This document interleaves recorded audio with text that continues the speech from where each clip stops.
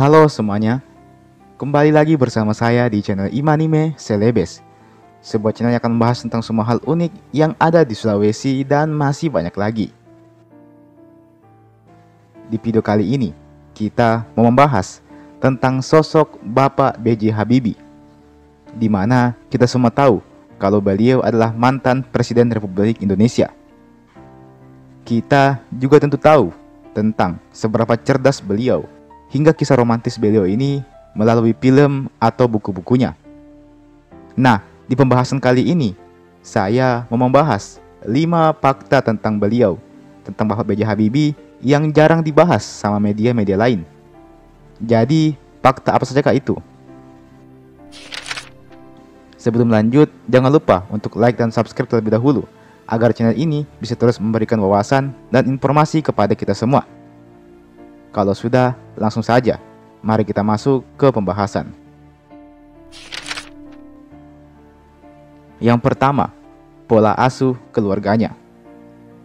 Dalam bukunya yang berjudul Rudy, Kisah Masa Muda Sang Visioner yang ditulis oleh Gina S. Nur, terdapat sebuah kutipan di mana sejak bayi, ayah Bapak B.J. Habibie ini, yakni Bapak Alwi Abdul Jalil Habibie, sering sekali membacakan 1 hingga 2 juz Al-Quran untuk menenangkan Habibie yang katanya memang suka rewel pada saat masih bayi. Dalam buku tersebut, Bapak B.J. Habibie menanggapi, "Kala mendengar suara bapak saya mengaji, saya diam. Tapi saya rasa saya diam bukan karena mengerti bahwa itu ayat suci. Tetapi saya sepertinya bertanya-tanya, suara apa itu? Lalu kakak saya cerita bahwa sejak usia 3 tahun, katanya saya sudah pandai membaca Al-Quran. Selain itu, sejak berusia 2-3 tahun, Bapak B.J. Habibie ini memang selalu ingin tahu tentang banyak hal. Beliau selalu bertanya-tanya ke ayahnya soal apapun yang membuatnya penasaran.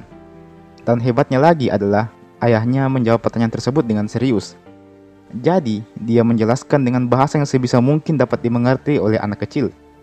Selain itu, ayahnya juga kadang memberikannya buku untuk dia baca. Dan dari buku itu, beliau pun mampu menemukan jawaban dari pertanyaan-pertanyaannya. Sekarang, mari kita refleksikan kisah ini ke diri kita sendiri. Mungkin kalian yang menonton ini ada yang telah berstatus sebagai orang tua, atau baru nikah mungkin, atau bahkan masih belum menikah. Tapi yang jelas di masa depan kalian akan menjadi orang tua. Nah, berapa banyak dari kita yang kadang tidak serius menanggapi pertanyaan anak-anak? Berapa banyak dari kita yang kadang malah melarang anak kecil dan bahkan memarahinya apabila dia banyak tanya? Menurut saya, itu adalah sebuah kesalahan fatal. Anak kecil itu harus dibiasakan suka bertanya dan mencari tahu sejak kecil, agar sedini mungkin dia bisa belajar dan tahu banyak hal. Ini mungkin terkesan sederhana. Jelas, mengabaikan 1 atau 2 pertanyaan random seorang bocah adalah hal yang gampang dilakukan. Tapi, apabila kita meluangkan waktu sedikit saja untuk menanggapi pertanyaan bocah itu, maka hal itu akan membuat si bocah tadi bisa tumbuh jadi pribadi yang gemar bertanya, suka mencari tahu, rajin belajar, dan pada akhirnya jadi sosok yang hebat. Ditambah, dengan kebiasaan membacakan Al-Quran atau kitab suci agama kalian di dekat anak tersebut, maka secara tidak langsung akan melatih emosionalnya untuk menjadi pribadi yang religius di masa depan. Yang kedua, gemar membaca. Orang cerdas bukanlah sesuatu yang lahir secara kebetulan semata. Kita tak bisa jadi orang cerdas dalam sehari atau 2 hari saja. Kecerdasan adalah hasil dari mengasah otak untuk belajar secara kontinu dari waktu ke waktu. Salah satunya dengan membaca buku. Itulah yang dilakukan oleh Bapak B.J. Habibie sejak kecil. Beliau bahkan mengatakan kalau buku adalah jatuh cinta pertamanya. Sejak kecil, beliau telah jatuh cinta dengan membaca buku. Buku apapun itu akan beliau baca. Mulai dari ensiklopedia, buku-buku cerita, bahkan beliau pun juga gemar membaca buku berbahasa Belanda. Sejak kecil, beliau memang telah diajarkan berbahasa Belanda, sehingga beliau mampu membaca buku berbahasa Belanda ini. Meskipun kebiasaan membacanya ini menjadikannya tumbuh sebagai anak yang pendiam dan gemar mengurung diri di kamar, namun tak dapat dipungkiri, nama beliau bisa seterkenal ini semua berawal dari kebiasaan membacanya ini. Di masa sekarang ini, belajar bisa dari mana saja, bisa lewat HP, nonton video, atau lewat kursus online. Sayangnya, beberapa orang tua kadang mengenyampingkan hal ini. Padahal kalau mereka tahu, ini adalah hal yang sangat penting. Yang ketiga, hidup sederhana. Ketika Bapak B.J. Habibie telah mempersunting istrinya, yakni Ibu Ainun, beliau dikenal sebagai keluarga yang sederhana. Kalau ditanya, apakah uang mereka banyak? Jelas uang mereka banyak, lebih banyak dari kebanyakan orang Indonesia lainnya. Tapi kalau ditanya, apakah mereka memanjakan anak-anaknya dengan harta berlimpah? Jawabannya tidak. Beliau punya cara tersendiri dalam mendidik anak-anaknya, di mana beliau selalu memberikan sejumlah uang yang boleh dibelanjakan selama seminggu kepada anak-anaknya. Selama seminggu penuh, sang anak harus sebisa mungkin mengatur keuangannya sendiri, mengatur uang jajannya. Dengan uang segitu, si anak harus bisa jajan dan menabung, karena uang jajan berikutnya baru akan dikasih di minggu depan. Terdengar simpel, namun sangat berdampak karena kebiasaan ini membuat sang anak mampu mengatur keuangannya sejak dini. Akibatnya, anak akan tumbuh jadi pribadi yang tidak boros dan jelas tidak manja dengan harta. Sang anak akan terlatih untuk menjadi pribadi yang hemat, sederhana, dan punya kemampuan manajemen yang baik. Yap, hal sekecil itu sangatlah penting, sayangnya sering kita lupakan. Yang keempat, teori yang diakui dunia. Ketika ditanya soal B.J. Habibie, pasti dari kita banyak yang beranggapan, B.J. Habibie, beliau itu orang yang cerdas. Beliau dari Parepare. Beliau Presiden Indonesia. Beliau punya film Habibie dan Ainun. Beliau punya monumen di Parepare. Tapi ketika ditanya, apa penemuan beliau? Beberapa dari kita kadang masih geleng-geleng kepala. Padahal itulah yang paling penting dari karir beliau semasa hidupnya.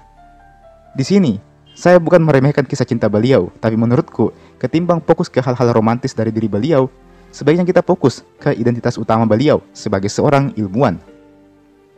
Beliau adalah orang yang menemukan rumus yang bernama Habibie Factor, sebuah rumus yang memberikan manfaat pada penurunan bobot pesawat hingga 25%. Inti dari teori ini adalah beban pesawat yang anggap saja semisalnya 100 kilo bisa dikurangi 25%, jadi sisa 75 kilo saja, tanpa ada bagian-bagian penting yang harus dikorbankan. Dan karena berat pesawat berhasil dikurangi, maka jelas bahan bakar yang digunakan pun jadi lebih sedikit alias lebih hemat. Selain itu, dengan berat pesawat yang lebih ringan, maka risiko kecelakaan pada pesawat juga berkurang. Teori beliau ini telah terbukti dan diakui di negara-negara Eropa seperti Jerman, Inggris, Swedia, Prancis, dan bahkan di Amerika Serikat juga. Dan teori ini bukan sekedar teori, karena pesawat zaman sekarang semuanya sudah tak seberat pesawat zaman dulu lagi. Semuanya berkat teori Bapak B.J. Habibie ini. Untuk menemukan teori ini jelas tidak mudah. Beliau baru bisa merumuskannya di usia yang ke-32 tahun. Beliau bahkan harus melakukan perhitungan sampai ke tingkat terkecil alias atom hanya untuk menemukan teori ini. Dari sini kita belajar arti kerja keras, dedikasi, dan rasa ingin tahu yang besar. Yang kelima, mimpi. Sosok seperti B.J. Habibie seharusnya tidak menjadi sosok terakhir yang ada di bumi Indonesia ini. Seharusnya sosok seperti beliau ini bisa lahir lagi, entah di generasi kita atau di generasi setelah kita. Seharusnya tidak hanya ada satu orang saja dari Parepare yang jadi ilmuwan hebat. Seharusnya tidak hanya ada satu orang saja dari Sulawesi yang jadi presiden di Indonesia. Harusnya ada 100, 1000, atau bahkan 1 juta orang lagi dari daerah kita yang bisa menjadi the next Habibie. Kita boleh terpaku pada kisah beliau, entah kisah cintanya atau karya-karya ilmiahnya. Tapi satu yang perlu kita ingat, bahwa kita juga bisa menjadi seperti beliau, kalau kita mau. Kuncinya adalah mimpi. Kuncinya adalah tujuan. Kalau kita punya mimpi dan tujuan yang ingin kita capai, maka saran saya, jangan bunuh mimpi itu. Jangan sekali-kali kalian matikan mimpi tersebut. Kejar mimpi tersebut sampai dapat. Kalau susah, ya jelas bakalan susah, pasti susah. Nyatanya, di dunia ini memang tidak ada yang instan. Jadi, mari sama-sama kita merangkai mimpi, merangkai cita-cita, apapun itu asalkan positif. Mari menjadi versi terbaik untuk diri kita sendiri, agar tak ada penyesalan di hari kemudian. Dan teman-teman, itulah tadi 5 fakta dari Bapak B.J. Habibie yang jarang diceritakan. Kiranya kita bisa mengambil manfaat dari pembahasan ini. Kalau kalian ada komentar, silahkan tulis di kolom komentar di bawah. Jangan lupa juga untuk like dan share lalu subscribe ke channel ini. Nyalakan juga loncengnya agar tidak ketinggalan kalau ada video baru yang saya upload di channel ini. Oke, terima kasih banyak sudah menonton sampai habis dan sampai jumpa. Sampai bertemu lagi di video berikutnya.